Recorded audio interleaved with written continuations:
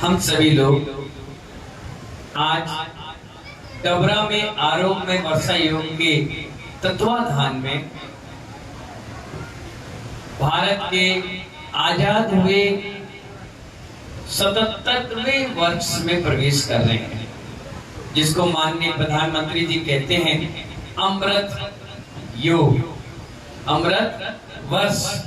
अमृत वर्ष इसलिए कहते हैं कि उन्होंने बहुत कुछ अभी अपने 9 और 10 साल के कार्यकाल में बहुत कुछ नई नई उपलब्धियां भारत को दी और ज्यादातर जैन सिद्धांतों पर थी, चाहे किसी भी प्रकार से थी। अभी 2 साल पहले उन्होंने लाल किले की प्राचीर दीवार से एक अनाउंसमेंट किया था कि पानी बचाओ अभियान की शुरुआत और भविष्यवाणी हमारे ही एक जैन मुनि ने की थी। उन्होंने कह दिया था कि बोतल में पानी बिकेगा और आज वो बात सत्य हुई। कभी फेसबुक के ऑफिस में जाकर अहिंसा परमो धर्म लिखते हैं, कभी सत्यमेव जयते लिखते हैं, कभी सत्यम शिवम सुंदरम लिखते हैं और कभी कभी उपास और त्याग की बात करते हैं और कभी कभी शाकाहार अपनाने की बात करते हैं। अगर देश का प्रधानमंत्री शाकाहार और जैन सिद्धांतों की बात करता है तो पता चलता है सनातन और अनादि धर्म कौन सा है। महानुभाव, आज हम सभी लोग भारत के उस आजादी का जश्न मना रहे हैं, खुशी मना रहे हैं जो आज से 77 वर्ष पहले हमें मिल चुकी है। लेकिन महानुभाव, एक दिन मनाने से काम नहीं चलेगा।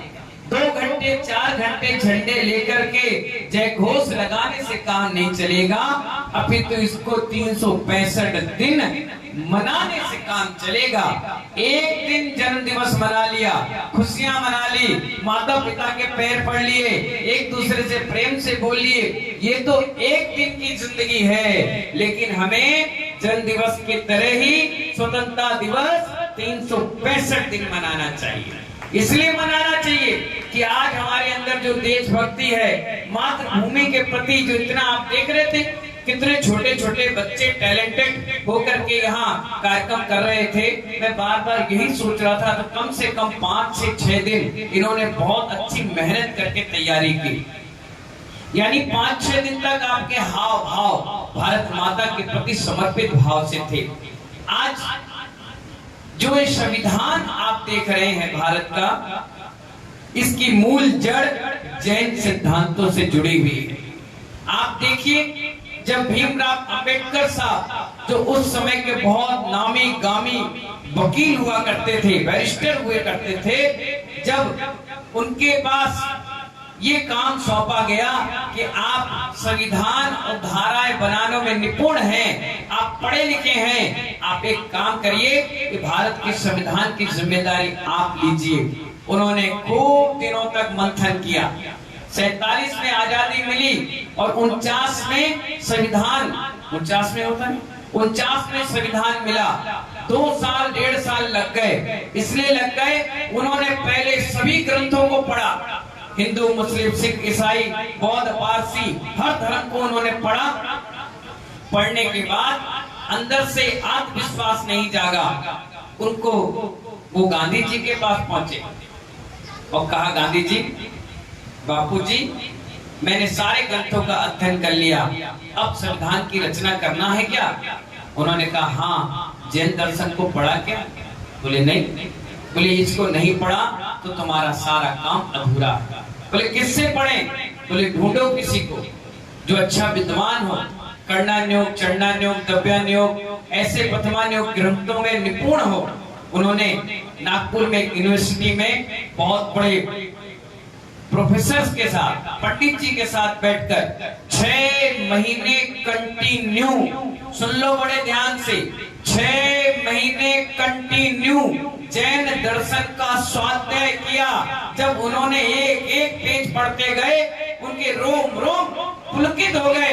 अरे मैं कहां भटक रहा था और कहां इधर उधर जा रहा था, सारा सार तो जैन दर्शन के शास्त्रों में लिखा है, अहिंसा परमो धर्म, हर चीज इसमें लिखी है। और उन्होंने जब जैन दर्शन के शास्त्रों का स्वाध्याय कर लिया तो उन्होंने बहुत जल्द भारत के संविधान का पूरी बुनियाद रख दी। आज जो संविधान आप पढ़ रहे हैं और सम्मान कर रहे हैं वो जैन दर्शन की बहुत बड़ी देन है। इसलिए आप देखिए राष्ट्रपति के पास याचिका आती है काहे कि जिस व्यक्ति को फांसी की सजा हाई कोर्ट और सुप्रीम कोर्ट दे चुकी होती है, जनरल कोर्ट दे चुकी होती है, तो राष्ट्रपति के पास अर्जी लगाई जाती है कि आप क्षमा दान दे दें। और क्षमा दान हमारे ही जैन दर्शन की सबसे बड़ी उपलब्धि है। आप देखिए जहां भी रोड पर चौराहे पर लाल बत्ती हरी बत्ती बनी होती है, किसी का एक्सीडेंट ना हो जाए, किसी की हिंसा ना हो जाए, ये सारे संविधान जैन दर्शन के दिए हुए। यहाँ तक कि आपको लगता होगा कि अदालत में तुरंत निर्णय क्यों नहीं होते, क्योंकि जैन दर्शन कहता है कित्कारित अनुमोदना, मन वचन काय, संभ्रम समारंभ आरंभ, कहीं ना कहीं आपका परसेंटेज लगा होगा। 4 लोगों ने एक साथ किसी चीज को अंजाम दिया, लेकिन चारों को एक साथ सजा नहीं होती, क्योंकि जिसने मारा, जिसने बोला, जिसने वाह की और जिसने प्लानिंग बनाई, इन चारों चीजों की अनुपात अलग अलग है। इसलिए जज जजमेंट करता है तो जैन दर्शन और जैन लॉ के हिसाब से करता है। जिसने मारा, जिसने प्रेरणा दी, जिसने प्लानिंग करी, जिसने रास्ते में रोका, जिसने पकड़ा, किसने कैसे कैसे भाव से हिंसा की, उस हिसाब से किसी को फांसी तो किसी को 6 महीने, किसी को जुर्माना और किसी को फटकार के छोड़ दिया जाता है। कहने का मतलब ये है कहीं भी आप जैन सिद्धांतों को देखोगे तो संविधान में उसका कहीं ना कहीं अंश होगा। जिस दिन संविधान की रचना की गई उस दिन कम से कम मेरे अंदाज से 30-40 सांसद मौजूद थे भारत के इतने बड़े संसद भवन में। और जिस दिन लॉ बनाया गया उस समय 5 लोगों में 3 लोग जैन थे। अब आप सोचिए कितनी बड़ी महानता। अभी आपको बता रहे थे कि हमारे जैन समाज का बहुत बड़ा योगदान था इस आजादी में। लगभग 5000 लिखित में लोग थे जिन्होंने अपना बलिदान दिया, जेल गए। बहुत सारी मदद हमारी जैन समाज के लोगों ने उस समय की। महानुभाव, एक व्यक्ति को फांसी हो गई कब? 1858 में। एक व्यक्ति को 1915 या 17 में फांसी हुई, वो भी जैन थे। ये मत समझिए जैन बुद्धिल होते हैं, नहीं महानुभाव। आज के समय में इनकम टैक्स बटाने में, भारत की अर्थव्यवस्था मजबूत बनाने में 24.5% योगदान दिगंबर जैन समाज का है। सबसे ज्यादा जैन समाज का है। आप देख लीजिए सबसे ज्यादा साक्षर 98% अगर पढ़ी लिखी समाज होती है तो वो जैन समाज होती है। हर जगह आप देखिए आज मध्य प्रदेश के एसपी बने नए जिले के, वो भी जैन बने। आप होमगार्ड में देखिए Jain, collector Jain, MPPSC, UPPSC आप देखिए हर जगह जैन व्यक्ति निकल कर आता है। जैन व्यक्ति के सिद्धांत, उसका शाकाहार, उसके विचार उसको अपने आप ऊंचाई पर ले जाते हैं। आज भारत का संविधान जब बनाया गया तो अम्बेडकर साहब महात्मा गांधी जी के पास पहुंचे और उन्होंने फाइल दी उनको और कहा बापू एक बार इस पे नजर डाल लीजिए। उन्होंने लिया, 1-2 पेज पढ़े और बंद करके वापस सौंप दिया। हमारे अंबेडकर जी ने कहा बापू मैंने इतनी मेहनत करी और आपने 2-3 पेज पढ़े और बंद कर दिया, क्या आपको मेरा संविधान बनाया हुआ पसंद नहीं आया? बोले अंबेडकर जी अगर भारत का हर एक नागरिक, क्या कहा? हाथ जोड़कर बोलो, भारत का हर एक नागरिक अगर अपने कर्तव्य को पूर्ण कर ले तो फिर इस संविधान की आवश्यकता नहीं पड़ेगी। कितनी बात बड़ी उन्होंने कह दी। महानुभाव, यही मैं आपसे कहता हूं कि भारत के नागरिक आप हैं और कभी भी भारत के प्रति आपकी सजगता नहीं दिखती। अगर भारत के नागरिक सच्चे हैं तो वहां लिखा होता है बनिए। कौन? आप जाइए सरकारी बंगले, सरकारी विभाग, कहीं भी स्थान देखिए सरकारी होगा, वहां लिखा होता है भारत के सच्चे नागरिक बोलो बनिए हैं, बिगड़िए नहीं। तो सारे सच्चे नागरिक कौन हुए?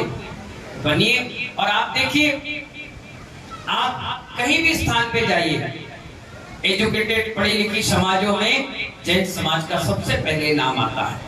आप देखिए, छोटा सा गरीब से गरीब व्यक्ति हो, अमीर से अमीर हो, पढ़ाई के प्रति सजग रहता है। हमारे महात्मा गांधी जी ने यही तो कहा कि उन्होंने, वो बहुत अच्छे जैन सिद्धांत को मानते थे, उनकी मां जैन दर्शन की अनुयायी थी, उनके गुरु खुद जैन थे, तो उनके अंदर भी जैनों के तरह संस्कार थे। इसलिए उन्होंने अहिंसा से इस देश को आजाद कराया, क्योंकि सुभाष चंद्र बोस गर्म दल के थे और महात्मा गांधी नरम दल के थे, और दोनों की युक्तियों से ये भारत हमारा स्वतंत्र हुआ। तो मैं कहने का मतलब ये है कि जब हम विदेश जाते हैं तो वहाँ की नीतियां, वहाँ के नियम कितने अच्छे फॉलो करते हैं। गाड़ी यहाँ खड़े करिए, मालूम है यहाँ पर अगर कोई गाड़ी आपके आगे चल रही हो और पीछे से कोई व्यक्ति हॉर्न दे दे तो आपको बहुत अच्छा लगता है, अरे उसने मुझे हॉर्न दिया, यानी मुझे गाड़ी साइड करना है या मैं गलत चला रहा हूं, है ना? खुश होते हुए नहीं होते? कोई व्यक्ति अगर आगे आ जाता है तो क्या करते हो? हॉर्न बजाते हो। लेकिन जब आप ऑस्ट्रेलिया न्यूजीलैंड साइड जाओ और किसी व्यक्ति ने अगर हॉर्न बजा दिया और आपकी गाड़ी आगे थी, तो जो चलाने वाला वो सोचता था मेरी बहुत बड़ी इंसल्ट हो गई कि मैंने गलती क्यों की। यहाँ पर अगर आपसे कहा जाए कि डस्टबिन में कचरा डालें, तो कोई भी 100 लोग होंगे तो 90 तो कचरा बाहर ही डालकर जाएंगे और बाहर विदेशों की तारीफ करेंगे। मेरे कहने का मतलब ये है, जो नियम विदेशों में है वो नियम तो भारत में अनादि से है। अपने कर्तव्यों को पूर्ण करिए महानुभाव, बाहर की नीतियां यहाँ नहीं अपनाइए, यहाँ की नीतियां बाहर तक भेजिए। यहाँ की महिलाएं वेस्टर्न कपड़े पहनने लगी, पर भारत की बाहर वाली महिलाएं साड़ी में बैठ करके सिंदूर लगाने की परंपरा अपना रही है। आप मांसाहार पर प्रोटेक्शन कर रहे हो, बार बार मांसाहार खा रहे हैं, मांसाहार कर रहे हैं, दुनिया भर में चीजों में मांसाहार। और जब विदेश में देखोगे तो वहां से आने वाले लोग कहते हैं आई लाइक इट। कौन सा व्यंजन? भारतीय व्यंजन हमें बहुत पसंद आया।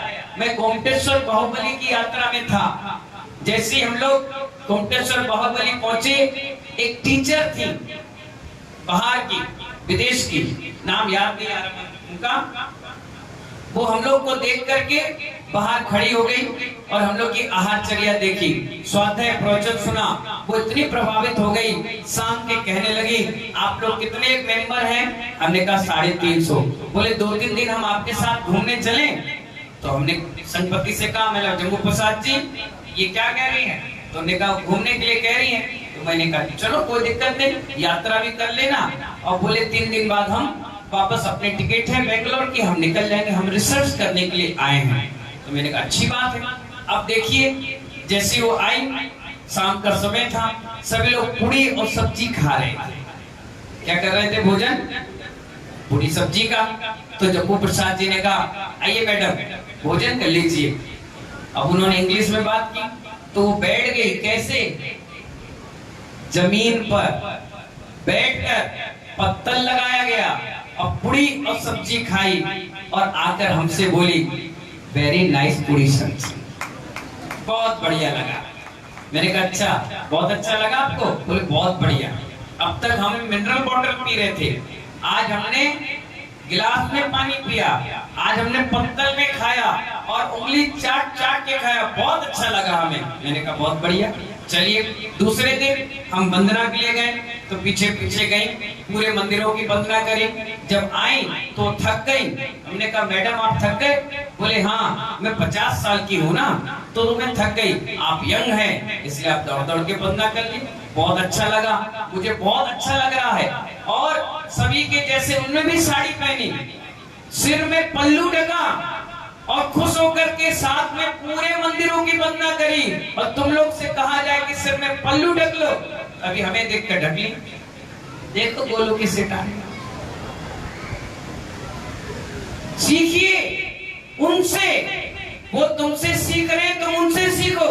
हमारी पाश्चात्य संस्कृति जो तुम पर हावी हो गई है उससे बचो। भारत का संविधान ये कहता है कि हम अपने कर्तव्यों को पूर्ण करें, गंदगी ना करें, स्वच्छ भारत अभियान में शामिल हो, बेटी पढ़ाओ बेटी बचाओ। हमारी सारी नियमावली जैन दर्शन की ही है महानुभाव, और इन सबको आपको अपनाना है। यही भारत का सबसे अच्छा आजादी का दिवस मनाना सार्थक हो जाएगा। आज छोटे छोटे नन्हे मुन्ने बच्चे, महिलाएं, लड़के और जेंट्स सभी लोगों ने मिल करके आजादी का अमृत महोत्सव मनाया। मेरे आयोजक समिति और जो भी निवेदक समिति है, जैन समाज है, और भी लोग आए हुए हैं बाहर से, सभी को बहुत बहुत आशीर्वाद है कि दिन दुगनी रात चौगनी ऐसी देश की आन बान शान, इस झंडे की आन बान शान बनाकर रखें और आगे बढ़ते चले जाएं इन्हीं मंगल भावनाओं के साथ। जय बोलिए महावीर भगवान की।